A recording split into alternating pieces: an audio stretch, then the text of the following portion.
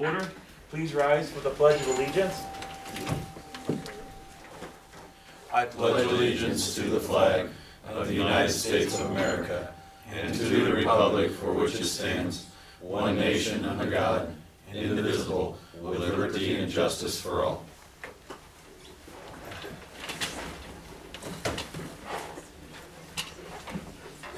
This is an open meeting of the Seward, Nebraska governing body. The City of Seward abides by the Nebraska Open Meetings Act in conducting business. A copy of the Nebraska Open Meetings Act is displayed on the north wall of this meeting room facility as required. Disclosure of meeting recording processes is posted in the meeting room. A participant sign-in sheet is available for use by any citizen addressing the council.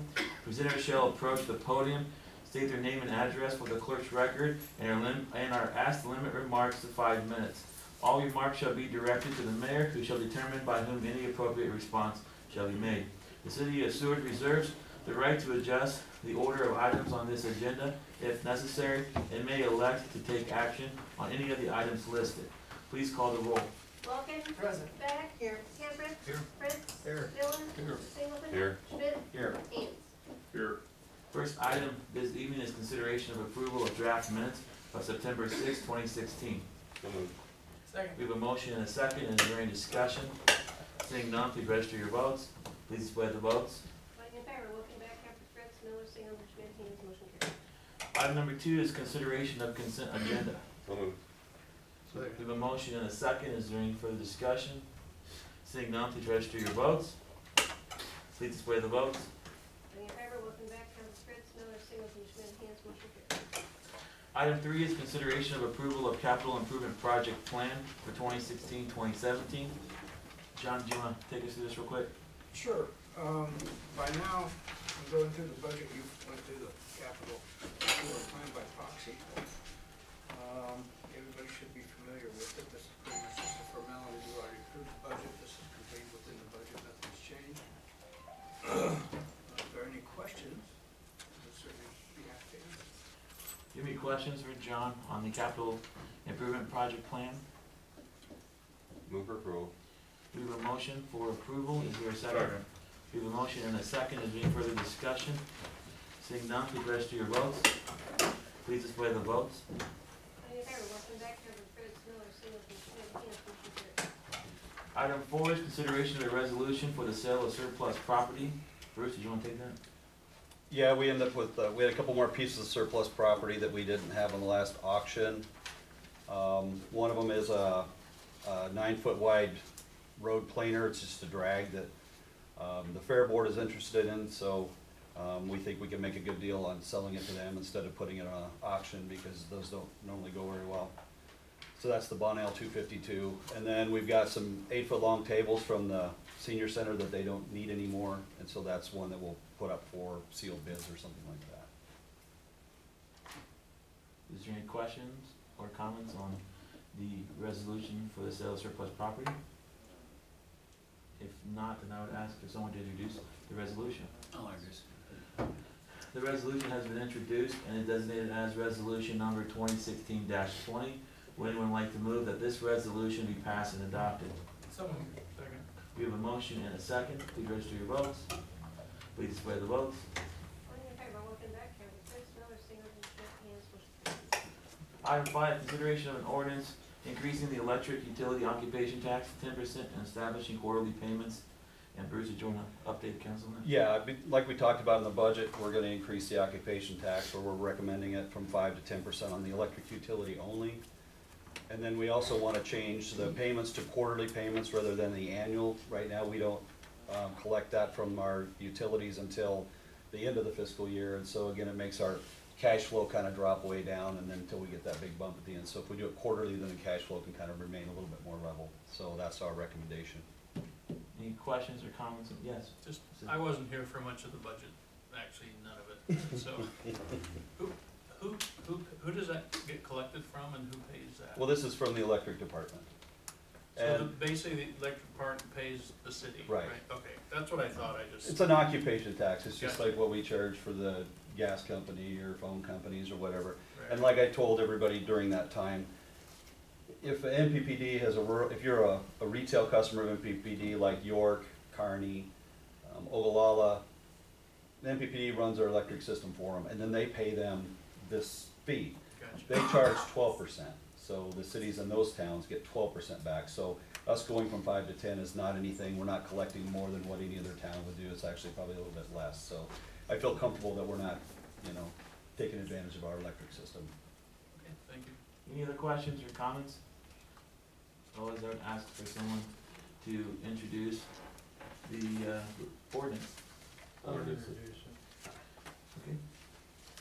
An ordinance to amend Article 10-901 and Article 10-904 of the Seward City Code relating to municipal electrical system occupation taxes, to establish that the payment date is quarterly during the fiscal year, to provide for publication of this ordinance in pamphlet form, to provide for a time when this ordinance shall take effect. The ordinance has been read by title and is designated as ordinance number 2016-16, and the title is hereby approved.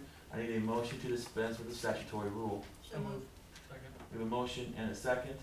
Is there any further discussion? Seeing none, please register your votes. Please display the votes. Voting in favor, Wilson, Backcounters, Fritz, Miller, Singleton, Schmidt, Hens, motion carried. This is ordinance number 2016-16. Would anyone like to move that this ordinance be passed and adopted as read? So moved. Is there a second? Second. We have a motion and a second. Is there any further discussion? Seeing none, then the question is, shall ordinance number 2016-16 be finally passed and adopted? Please register your vote. Please display the votes. Voting in favor, Wilson, Backcounters, Fritz, Miller, Singleton, Schmidt, Hens, motion carried. This is our only ordinance this evening, so only one final motion to make this ordinance a part of the permanent record. So moved. Second. We have a motion and a second. Please register your votes. Please display the votes. Voting in favor, Wilson, Backcounters, Fritz, Miller, Singleton, Schmidt, Hens, motion carried. Item number 6, update on citizen complaint properties on South Columbia Avenue. Bruce? Councilmember Singleton asked that this item be placed on the agenda. So wanted to give you an update on the 4 properties that we had the citizens complain about. 451 South Columbia Avenue has been completely demolished, so it is gone. 429 South Columbia Avenue, Fox Den Rentals, there are currently no visible exterior property maintenance code violations at this property. So they had them at one time, but they got those taken care of. 57 Ash Street, there are no visible exterior property maintenance code violations at this property. And again, code violations and what looks good are different things. It's just, there's certain things that they have to do to be in their code, and things that we can't make them do, like, paint a certain color and different things like that. And then the 411, 413 South Columbia Avenue, just last week, we found out that the gas meter had been pulled. And so we went inside and our staff did a structural assessment of the property, and we've determined, in our opinion, that it is an unsafe building, and so we are going to issue a condemnation order on it. So that's where we're at on that property. And I also met with the owner of that property, and he indicated that he's currently working with possibly selling that property as well, which would alleviate that concern. So that's also in the process. And I talked to another person that I've been talking to about buying it, and they understand that it has to be demolished. So hopefully in the next month, that will be taken care of. And then just yesterday, there was another house in town that we've been dealing with that was demolished. So we've been making progress, even though it's slow progress. We have been making progress. Any questions or comments? Did we give kind of a deadline on this property? Well, there will be a deadline. John can answer that, or Ed.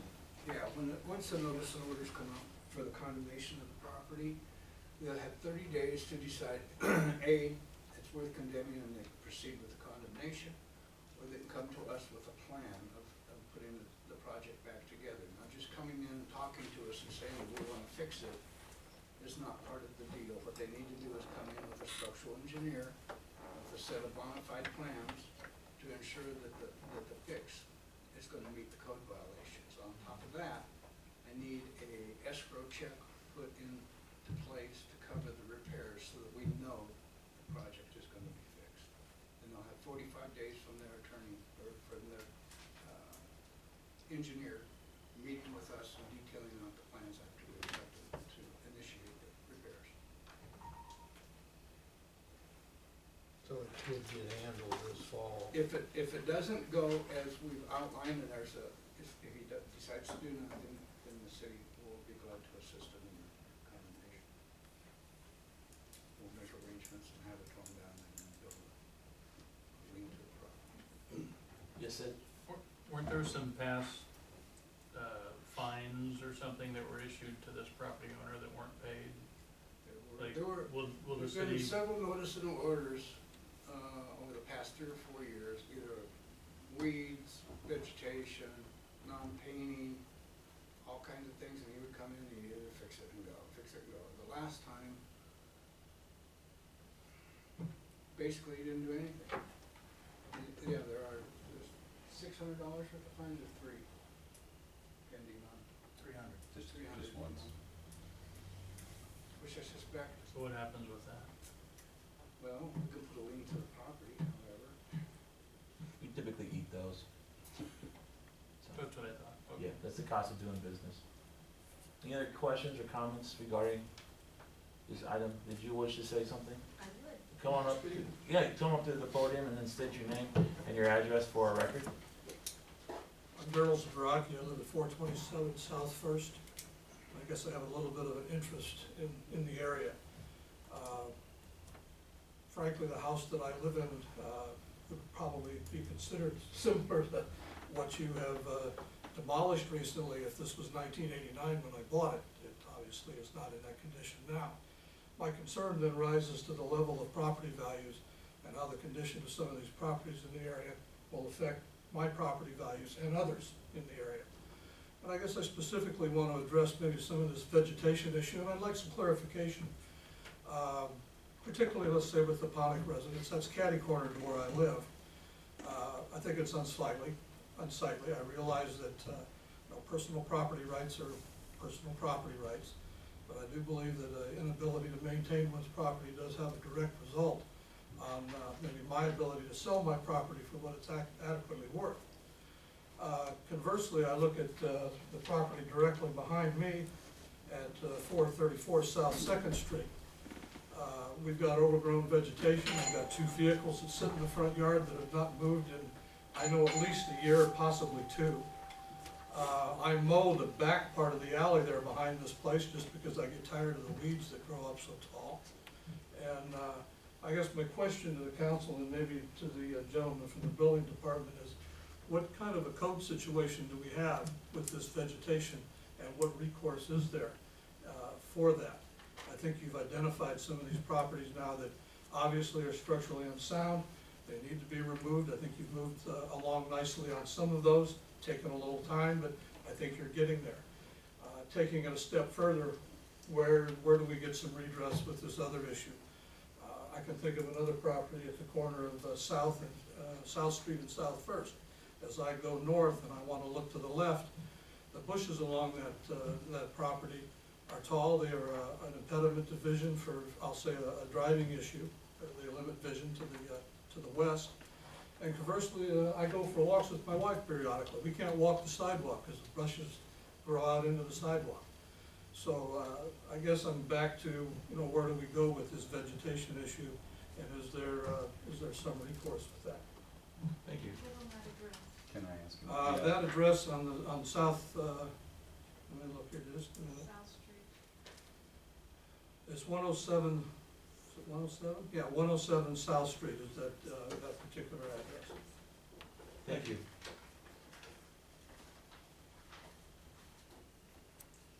I'm Sandy Aarons. My address is 439 South Columbia.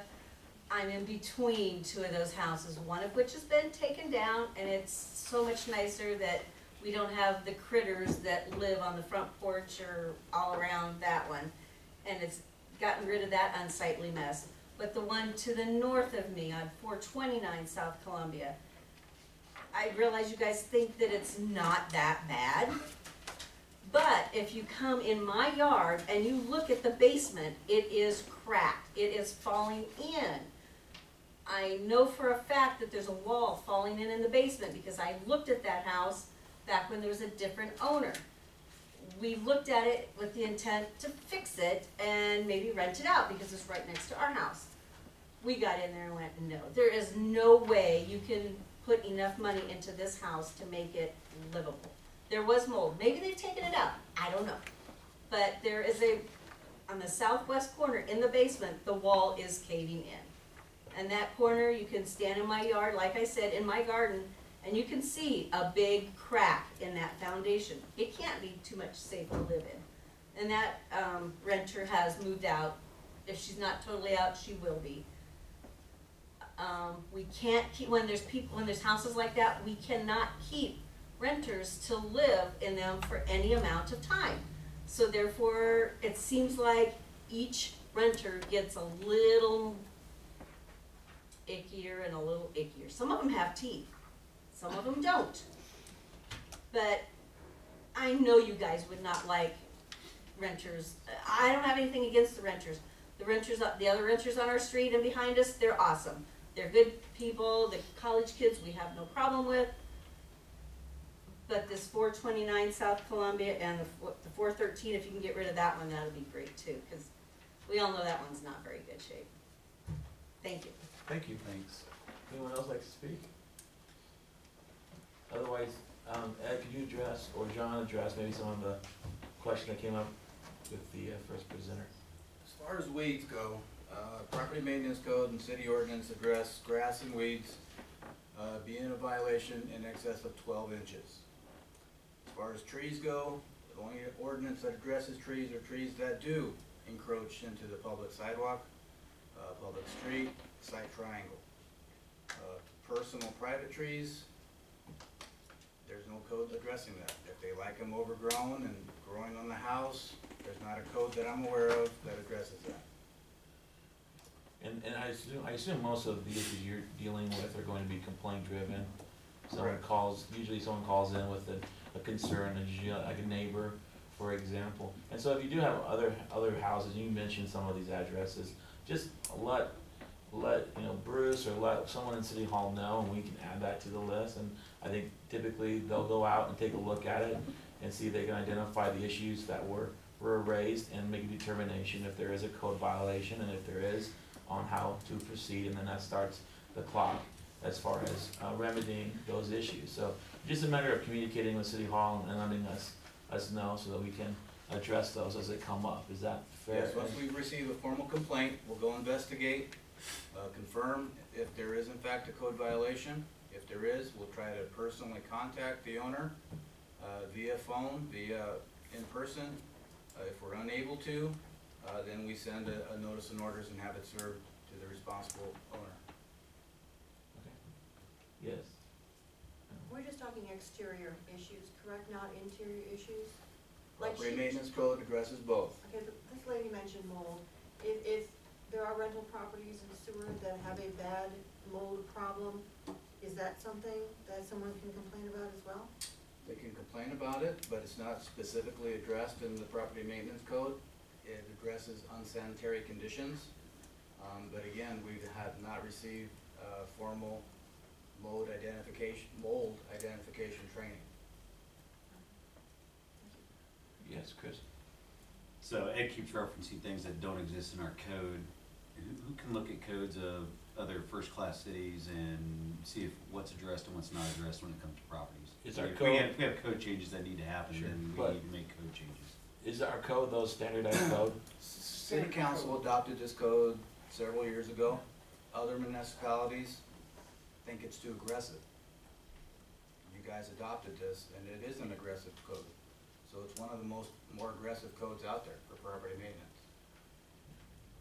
You just, when you're dealing with private property, it gets very sensitive, and you try to give the property owner the benefit of the doubt. And sometimes we get, I don't want to say abused by that, but I know Ed and John, some of these properties have been on the list for years because they do try to work with them, and then they seem to make progress, and then the property relapses, and then they seem to make progress, and it seems to go back and forth. And some of these properties you probably visited many times because it seems to be some frequent flyers that come across your desk. We request the property owner's cooperation in rectifying the code violations. A lot of times they mean well.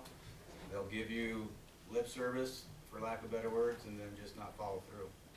And demo isn't necessarily cheap either, when it comes to, at the end of the day. Sid, do you wanna add something? Just, Ed, addressing her question about, visually seeing the cracks in the foundation and stuff, is that something that's covered in code where Yes. if, so you could go in and inspect that internally if someone thinks that the neighbor's basement is kind of starting If we to see that it crumble was or detrimental to the foundation from the outside, I walk that property, from the and outside? there is a crack in there, but there's quite a few houses in town that have cracks in their foundation all over the place. It doesn't necessarily mean that the foundation is It's failing. Right, I understand that, but if you would think that that was, then we take procedures to go in, Then just you like could we go did in with the okay. 413. In that case, I mean, the gas company sort of triggered that because they determined that the foundation wasn't safe enough to hold and secure the pipe. So at that point, it becomes a little more obvious from our perspective to move forward, and then that allows them to do inspections on the inside, because you just can't go into someone's house. that's what I was wondering. Yeah, it gets, That's- yeah, that's- that gets a little tricky too. Right, right. Yeah, any other questions or comments? Yes, did you wanna add something? Yeah, you do. We have rules, you gotta come up and state your name and address. My name's Kathy Zabrocki. I live at 427 South First with Darrell. Thank you.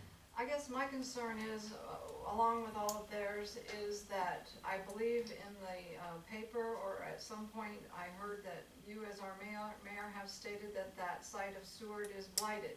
I don't know if you were speaking to our neighborhood in particular, or the whole south side of town. But if it's gonna be labeled blighted, then what about it is blighted, and what can we do about it to get that label off of our neighborhood? Because if we ever go to sell our house, and our house is one of the better looking houses in the neighborhood, it brings down our property value, like Darrell said. And if people go, I don't know if there's a way to go online and look at Seward, areas in Seward. If somebody was to see that the east side of Seward is labeled blighted, they might not want to live over there. And like he said, it brings down our property values. So what can we do to get that label removed off of that side of town? The overgrowth of the properties, it's a problem, and it's ugly, and none of you would want to live by a property that looks like that. My daughter lives behind you, and I think that there's some overgrowth in there. We own that house, and there's some overgrowth in their yard that we're not happy about. We're gonna be taking care of it in a little bit. We haven't had time to do it, but. They're gonna say my yard, cause I gotta mow mine too. Well, I'm just saying, theirs is mild compared to like the Ponick property, and the lady that lives at, the corner of First and South Street. That house, she's got 10-foot trees growing in a bunch that are just volunteers that have come up from when they cut down a couple of trees in that property. And they're just volunteer trees, and it's her business, but it brings down property values. So I'm just saying, how do we get that label removed from our side of town? Sure. The blighted term comes from the tax increment financing program that we have called TIF. And within TIF, in order to allow for a TIF project to go forward, that property needs to be labeled blighted. And so, for example, all of downtown Seward, basically all the commercial properties are, and quite a bit, it goes out quite a ways to the neighborhoods around that downtown area, as well as going down south, places where we think there might be developments down the road. We have a map, and we have to designate that as blighted. It's purely used as an economic development tool. It has been controversial. I believe Warren Buffett's neighborhood at one time was labeled blighted, and that did not go over well with some of the neighbors in that area of Omaha. And so the League of Nebraska Municipalities, I know, has gotten a lot of complaints about that because when it comes up, homeowners get particularly sensitive, or business owners get particularly sensitive, because it's like, there's nothing wrong with my property, you call it blighted, it makes it sound like there's something wrong, and there's nothing wrong with it. Unfortunately, it's a term required by law if you're going to qualify those properties for economic development through the TIF program. I know the league and some others have looked at trying to change that language. The trick is it becomes a term of art is what do you want to, what term do they want to use to identify those properties? But I anticipate there'll be a bill, if likely this year, to try and address that. I know they've tried to address it in the past. So we can, so it's an unfortunate reality if we want to make that tool available. If we don't want to make that tool available to certain parts of town, we could remove that and simply adjust the map accordingly. It's just that if a project decides that it wants to go into an area, like the old middle school property, for example. That's a problem too. If The it grass over there. What's that? The grass over there is Right. a problem too. Yeah, and usually when they're in the process of developing it, we tend to cut them a little bit of slack, but we do. I know we've had complaints about wanting that mowed and trying to get that taken care of. Yeah. And we've talked to him several times about it, and he usually gets in there and gets it mowed. Yeah. Unfortunately, it usually requires us to say something. So, but anyway, we can sure look at that again. But to address your initial question about why the term blighted is used, is simply a term of art required for the TIF program Okay, to I be understand. implemented. If it's helping people to improve their properties, then fine. Yeah. But then let's improve all properties, or, Mhm. as many as we can, so that it doesn't bring down the property value of those of us who are trying to do well. Sure, absolutely. Okay, thank I you. appreciate your comments. Thank you. Does anyone else wish to comment on this item? Okay, any other questions or comments from the council on item number 6? I don't have any action required, so we'll move on then to item number 7. Okay. Item number 7, City Administrator's Report. Bruce? Just an update, the water tower project started last week and it should be done by November 1st. We're power washing it, patching it. So that should be done by November 1. They did last night interview 6 possible officer candidates. I think 5 of them came off well. Is that right, 5? Yeah. And then Concordia's having a softball tournament this Sunday if anybody wants to go up and watch a lot of softball. So up at the fourplex. Any questions or comments on the City Administrator's Report? Seeing none, I entertain a motion to accept the City Administrator's Report. Moved. Motion, is there a second? Second. Motion and a second, is there any further discussion? Seeing none, please register your votes. Please display the votes. Item 8, future requests for council agenda items or administrative action. Seeing none, we'll move on to item number 9, announcement of upcoming events. We have September 23rd at 1:30 p.m. the Seward Student Council Homecoming Parade, which will take place east of the high school on Pinewood Avenue to the elementary school and back to the high school. They will not be going downtown this year, so that's a change in that route. Item B, September 30th from 6 till 9 p.m. This is Casey's Quest Zombie Walk. You can read where it goes. I did that last time. I know they've done this for a number of years, and it seems to be pretty well attended event. Item C, November 26th, 5:30 p.m. is the annual Holiday Lighted Parade, and this will be first in Seward Street west to 13th Street. And then November 26th, also the same day, is the Human Sled Race, which is 4th and South Street west to 5th Street north on 5th Street, ending at the alley. Anyone else have any events they'd like to announce? If not, we'll move to item number 10. Motion to adjourn. Any further discussion? Saying none, please register your votes. Please display the votes. Thank you. Thank you all for coming.